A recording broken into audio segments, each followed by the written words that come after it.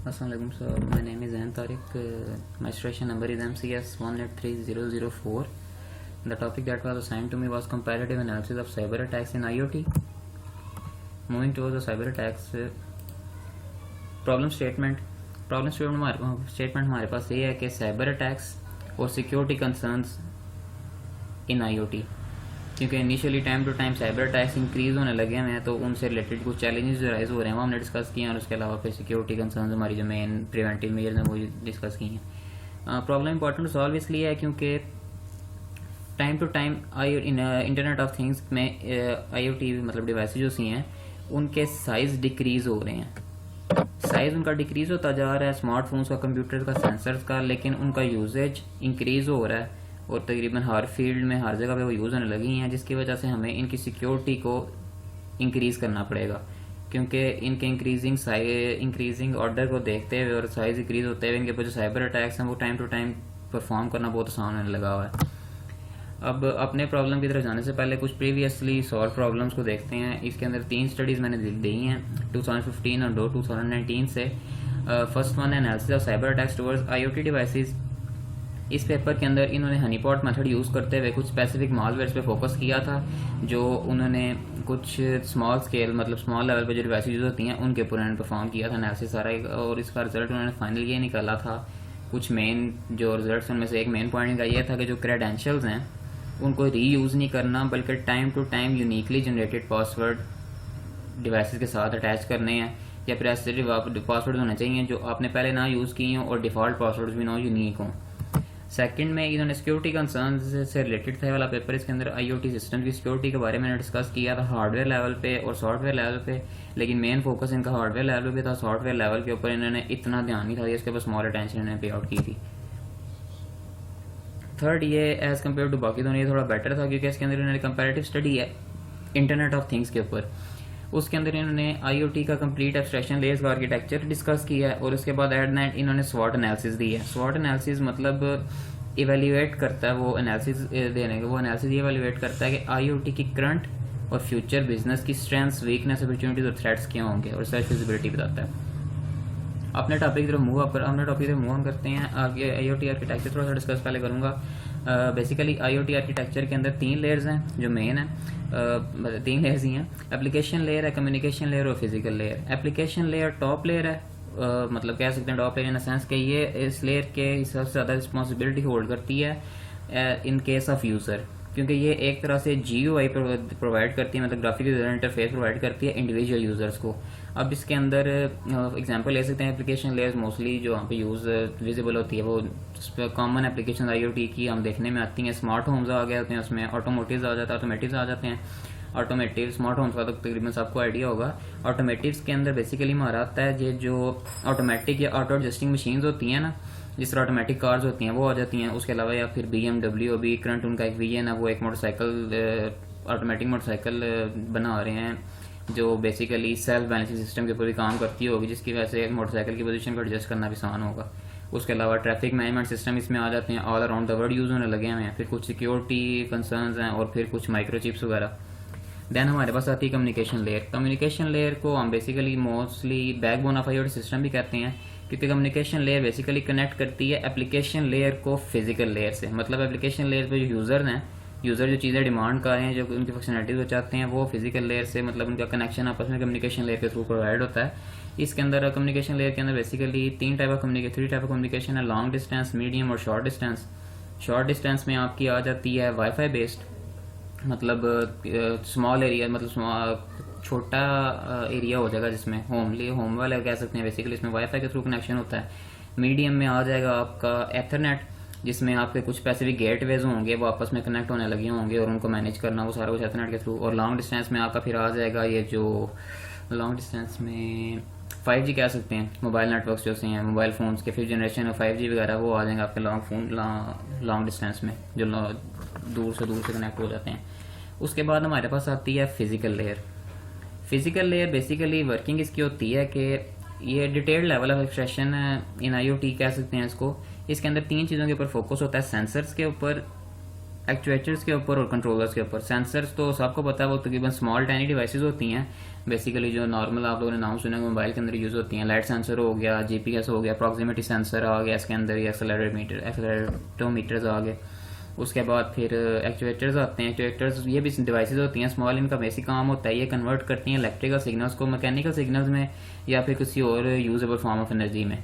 उसके बाद कंट्रोलर्स आ जाते हैं। कंट्रोलर्स का काम इसमें ये होता है कि ये रिसीव करते हैं सेंसर से सिग्नल को, मतलब ये यूज़र सिग्नल भेजते हैं या जो उन्होंने फंक्शनलिटी परफॉर्म करनी है सेंसर्स के थ्रू वो रिसीव करते हैं, उनको प्रोसेस करते हैं, कंप्यूटेशन परफॉर्म करते हैं उनके ऊपर, और फिर वो इंस्ट्रक्शन सेंड कर देते हैं एक्चुएटर्स के ऊपर, वो फिर आगे प्रॉपर बाकी वर्किंग परफॉर्म करते हैं। नेक्स्ट है हमारे पास साइबर अटैक्स की कॉमन टाइप्स, या ये वो कॉमन टाइप्स हैं जो यूज़ हुई हैं हमारे आगे एनालिसिस वाली स्टडी में। इसके अंदर मॉलवेयर है, फिजिंग है, मैन इन द मिडल है। मॉलवेयर के अंदर आप क्या आ जाएंगे, मलिशियस सॉफ्टवेयर वगैरह है, रैंसमवेयर जो कंप्यूटर को बेसिकली डैमेज करते हैं, कंट्रोल कर लेते हैं आपके सिस्टम को, उसके बाद रैंसम डिमांड करते हैं। फिजिंग में आप क्या आ जाएंगे, फेक ईमेल्स वगैरह, लिंक्स वेबसाइट्स के ऊपर जो जिसके थ्रू आपका वेब पासवर्ड वगैरह या फिर दूसरी चीज़ें यूजफुल डाटा लीक आउट हो जाता है। Man in the middle attack में आपका थर्ड पार्टी आ जाती है जो एज सेंटर आपका सारी कम्युनिकेशन देखने लगी होती है, आपके पासवर्ड्स वगैरह ईमेल्स वगैरह उनके पास आने लगे होते हैं, बस आपको आइडिया नहीं होता। DDoS attack, cross site scripting SQL injection attacks, तीन ये मेन है। आगे तीन मेजर अटैक्स उनके ऊपर परफॉर्म हुए, डिटेल में आगे डिस्कस करते हैं। अब जो प्रीवियस स्टडीज़ थी वो सारी फोकस करने लगी थी स्मॉल स्केल इंडस्ट्री पे, या स्मॉल स्केल जो होम IoT बेस्ड है उनके ऊपर। हमने मेन फोकस किया है क्रिटिकल इंफ्रास्ट्रक्चर्स के ऊपर, जो लार्ज स्केल के ऊपर IoT सिस्टम्स हैं उनके ऊपर हमने फोकस किया, उनके ऊपर जो साइबर अटैक्स हुए हैं। अब दो तरह के पैटर्न को फॉलो करते हैं। एक तो सिंपल होता है कि एक एक करके हर डिवाइस का कनेक्शन जो है उसके सर्वर के साथ एक एक डिवाइस के थ्रू उसको मतलब स्निफिंग के थ्रू या हैकिंग के थ्रू या फिजिंग जो भी है एक डिवाइस के थ्रू करें, उसके चीज़ें हैक वगैरह करें या फिर उसके क्रेडेंशियल हासिल करें, ईमेल वगैरह। दूसरा होता है कि एक लार्ज नेटवर्क है, अब उस एक सर्वर है उस लार्ज नेटवर्क ऑर्गेनाइजेशन का, उसके साथ उसके बाकी सारे सिस्टम्स कनेक्ट हैं, तो एक सिस्टम को हैक करने के बजाय डायरेक्ट उस सर्वर को वो कंप्रोमाइज़ कर लेते हैं ये क्लास बेस्ड प्लेटफॉर्म को, जिसकी वजह से बाकी सारा डाटा भी उस हैक करके साइबर अटैकर के पास चला जाता है। अब ये हमारे साइबर बेस्ड अटैक्स हैं जो क्रिटिकल इंफ्रास्ट्रक्चर के ऊपर हुए हैं प्रीवियस 2008 से 2018 के दरमियान। इनकी डिस्कशन हम करेंगे, इनके ऊपर मोस्टली हमारा फोकस है, इसके हमने पैरामीटर्स वगैरह भी कुछ निकाले हैं।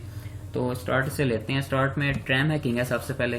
Tram hacking basically Lord city है पोलैंड की, वहाँ पे हुआ था। ये एक टीनेजर हैकर था, इसने किया यह था कि इसने सिंपल ना अपना वो होम में ट्रांसमीटर यूज़ करते हुए ट्रेन सिस्टम मतलब ट्रेन सिस्टम का था वो हैक कर लिया था और रीडायरेक्ट कर लिया था ट्रेन को। ये पहला ऐसा अटैक था जिसके रिजल्ट में फिजिकल हार्म हुआ था बंदों को।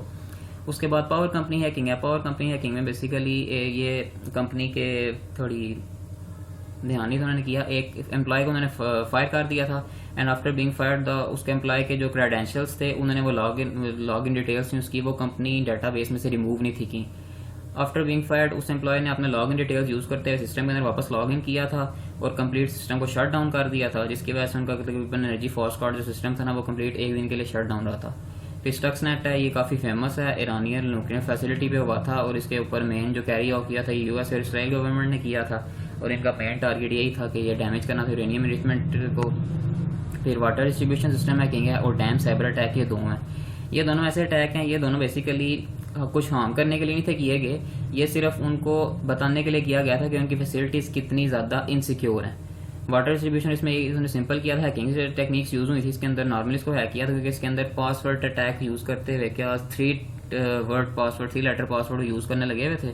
यूज़र ने वो पासवर्ड ईजी से स्टोर करना, उसके बाद उन्होंने इसका सिस्टम इनके को अनऑथराइज एक्सेस कर ली थी, अनऑथराइजली उसको एक्सेस कर लिया था स्काडा सिस्टम को और फिर उनके सिस्टम को कंप्लीट कंट्रोल आ गया था। पावर ग्रिड हैकिंग यूक्रेन का ये काफ़ी फेमस है और काफ़ी लार्ज स्केल पे हुआ था। इसकी डिटेल्ड डायग्राम है ये, इसको डिटेल में समझाता हूँ। इसमें अटैकर ने क्या किया था कि इसमें अटैकर का मेन फोकस दो थे, मतलब दो तरीके से उन्होंने सिस्टम के ऊपर अटैक किया था। फर्स्टली इन्होंने मेल अटैक किया था, सिस्टम के एडमिनिस्ट्रेटर थे हाई लेवल जो बंदे होते हैं उनको मेल के थ्रू दिया था। अब उन्होंने जब उन मेल्स पे क्लिक किया था, बेसिकली फिजिंग मेल थी वो, उन पे क्लिक करने के बाद जो सिस्टम का कंट्रोल्स है ना वो उनके पास से खत्म होकर अटैकर के पास चले गए थे। अटैकर ने first on the SCADA system को डैमेज कर दिया था और पावर कट आउट कर दी थी कम्प्लीटली।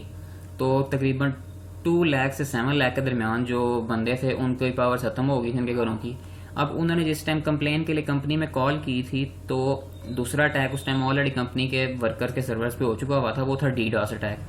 अब अटैकर ने बॉट ने डीडॉस अटैक कर दिया था वर्कर्स की तरफ। उसका रिजल्ट ये हुआ था कि जब प्रॉपर बंदे मतलब सही जो जिनकी पावर चली गई थी वो जब कंप्लेन के लिए कंपनी में कॉल करने लगे, वैसे तो उनकी कॉल वर्कर्स तक नहीं थी पहुंच ली क्योंकि वर्कर्स के सर्वर सिस्टम्स ऑलरेडी बिजी हो गए थे उस डीडॉस अटैक से जो बॉट नेट के थ्रू अटैक करने के पास करवाया था। इसके रिजल्ट में काफ़ी नुकसान हुआ था और कंप्लीट तकरीबन एक दिन के लिए 2 दिन के लिए पावर कुछ घंटों के लिए पावर खत्म हो गई थी। नेक्स्ट हमारे पास आता है smart building attack. Smart building attack भी एक डीडॉस टाइप अटैक ही था। इसमें उन्होंने कंप्लीट एक स्मार्ट होम मैनेजमेंट सिस्टम को ओवरऑल जैम कर दिया था। ये इन्होंने किस तरह किया था कि इसके अंदर इन्होंने बेसिकली यूज़ किया था एक डीडॉस अटैक था, कौन सा था, मेराई बॉटनेट।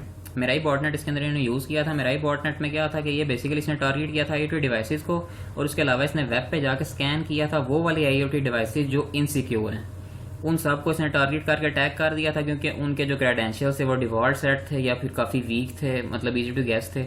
उनके ऊपर अटैक किया था जिसके रिजल्ट में जो हीट है और हॉट वाटर वगैरह 2 बिल्डिंग्स की वो खत्म हो गई थी। उसके अलावा काफ़ी बंदों के जो नॉर्मल वेबसाइट्स थी उस एरिया में, ट्विटर, नेटफ्लिक्स वगैरह, स्पॉटिफाई, ये सारी क्लोज हो गई थी। Then electric grid cyber attack है। इलेक्ट्रिक ग्रिड से हमारे पास electric grid cyber attack. Electric grid cyber attack में हुआ क्या था कि इसमें बेसिकली एक जनरल इलेक्शन डे था यूके में। उसमें इन्होंने क्या किया था, इलेक्ट्रिक का मेन फोकस है इलेक्ट्रिक सप्लाई एक स्पेसिफिक नेटवर्क की उसको टारगेट करना था, उसको उन्होंने बंद करना था। आईएम था इनका कि साइबर अटैक करके इन्फिल्ट्रेट कर दें स्काडा सिस्टम को उसके इलेक्ट्रिक ग्रिड के। अब अटैक कैरी इन्होंने किस तरह किया था कि इन्होंने basically fake emails targeting, fake email send की थी। टारगेट था इनका सीनियर एम्प्लॉयज़ को टारगेट थे, इन्होंने फेक ईमेल सेंड की थी। उन ईमेल्स के अंदर सोशल इंजीनियरिंग टेक्निक्स यूज़ हुई थी और जब उनके ऊपर इन्होंने क्लिक किया था वो फेक लिंक से मॉलवेयर ट्रिगर हो गया था। और इस अटैक को बेसिकली हम कह सकते हैं स्फेयर फिजिंग अटैक या फिर smarter version of phishing attack. Then उसके बाद नीचे कुछ ट्रांसपोर्ट नेटवर्क साइबर अटैक है, हेल्थ केयर साइबर अटैक है। ट्रांसपोर्ट नेटवर्क में ये स्वीडन में बेसिकली हुआ था। इन्होंने क्या किया था, इन्होंने क्रैश कर दिया था कंप्लीट IT सिस्टम को डीडॉस अटैक के थ्रू और उसके बाद फिर इन्होंने ईमेल सिस्टम्स, वेबसाइट्स और लो ट्रैफिक मैप्स उस सिस्टम की नेटवर्क वाली की सारी डिलीट कर दी थी। देन हेल्थ केयर के अंदर इन्होंने क्या टारगेट किया था, इन्होंने बेसिकली जो उसके हॉस्पिटल की चीज़ें थी ना, इक्विपमेंट्स थे या फिर सिस्टम्स थे, उनको हैक कर लिया था। थर्ड जिस पार्टी के थ्रू वो बनाते थे उस पार्टी के एक्सेस लेके वहाँ से उन्होंने उनके क्रेडेंशियल्स को यूज़ करते हुए हैक कर लिया था। उसके बाद $55,000 एज अ रैंसम डिमांड की थी और उनके सिस्टम्स को वापस रिटर्न किया था।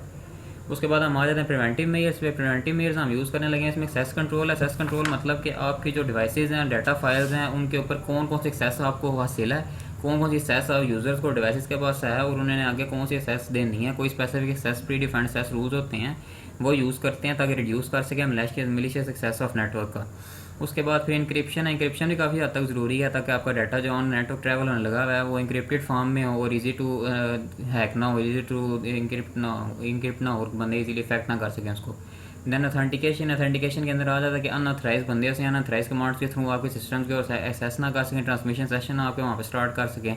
ऑथराइजेशन और आइडेंटिफिकेशन में इंक्लूड होती हैं अथेंटिकेशन में, ये दोनों चीज़ें बहुत ज़रूरी हैं। उसके बाद फिजिकल सिक्योरिटी में आपका आ जाता है कि आपके कैमरेज वगैरह सेंसर जो घर में लगे हैं रिमोटली उनको कोई एक्सेस ना कर सके, फिजिकल भी अनऑथराइज एक्सेस ना उनके ऊपर जा सके। फिर इंटरनेट इंटरेक्शन सिस्टम है। इसके अंदर आपको सिग्नेचर बेस्ड, नॉर्मली बेस्ड आ जाते हैं। इंटरनेट इंटरेक्शन सिस्टम बेसिकली आप लोगों के कॉन्ट्रैक्ट करती है, कंप्रोमाइज़ करती है डिवाइसेज और नेटवर्क को, जिसमें पहले से बता देती है। सिग्नेचर बेस में आ जाएंगे, उसके अंदर पहले से प्री डिफाइंड जो सिग्नेचर यूज़ हुए होते हैं वो वाले आ जाएंगे। अटैक से सिग्नेचर सेव होते हैं तो जैसे ही उस सिग्नेचर से मैचिंग अटैक होने लगता है तो वो पहले ही बता देता है। लेकिन जो उस मैचिंग नहीं होते, नए अटैक्स होते हैं वो डिटेक्ट नहीं करते। वो डिटेक्ट होता है नॉर्मली बेस्ड में, काज वन नॉन डिटेक्ट करता है और मशीन लर्निंग टेक्निक्स यूज़ करते हैं। कुछ इन डेप्थ एनालिसिस भी रन करने पड़ते हैं टाइम टू टाइम, वीकली या मंथली, वो भी ज़रूरी होते हैं सिस्टम को सिक्योर रखने के लिए। डिवाइसेस को टाइम टू टाइम अपडेट रखना है, लेयर प्रोटेक्शन यूज़ करनी है। IoT डिवाइसेस में फॉग लेयर, क्लाउड लेयर सारी चीज़ें होती हैं। और जो एम्प्लॉयज़ हैं उनको कंप्लीट नॉलेज होना चाहिए related to their IoT network. Backup और रिकवरी भी यूज़ करनी चाहिए। बैकअप कोई ऐसी यूज़ करनी चाहिए जो सिर्फ एक्सेसिबल हो सिर्फ कंपनी के एक ऑनर के पास। उसके अलावा क्लाउड बैकअप भी अभी फ़िलहाल करंट सिचुएशन में थोड़ी बहुत इनसिक्योर ही है। कंक्लूड एंड में टॉपिक को इस तरह करते हैं कि बेसिकली सिक्योरिटी में ये इंक्रीज़ होती साइबर सिक्योरिटी में साइबर अटैक्स इंक्रीज़ होते जा रहे हैं। रीज़न ये है कि हम ज़्यादा से ज़्यादा फैसिलिटीज़ प्रोवाइड कर रहे हैं। IoT नेटवर्क में बहुत ज़्यादा फंक्शनलिटीज़ प्रोवाइड करने लगे हुए हैं और जितनी ज़्यादा सर्विसेज और फास्ट लोडिंग साइट्स प्रोवाइड कर रहे हैं, यूज़र फ्रेंडली साइट्स, उतनी ज़्यादा सिक्योरिटी प्रॉब्लम्स इंक्रीज़ हो रहे हैं। तो जो प्रिवेंटिव मेयर्स हमने शेयर किए हैं बेसिकली अगर सिर्फ उनके ऊपर वर्किंग कर ली जाए, टाइम टू टाइम उनको अपडेट रखा जाए, उनको समझ के उनके ऊपर वर्किंग की जाए, तो ये प्रिवेंटिव मेयर्स यूज़ करते हुए हम बहुत से साइबर अटैक्स से बच सकते हैं, बहुत से साइबर अटैक्स को अवॉइड किया जा सकता है। That's all from my side. Thank you sir.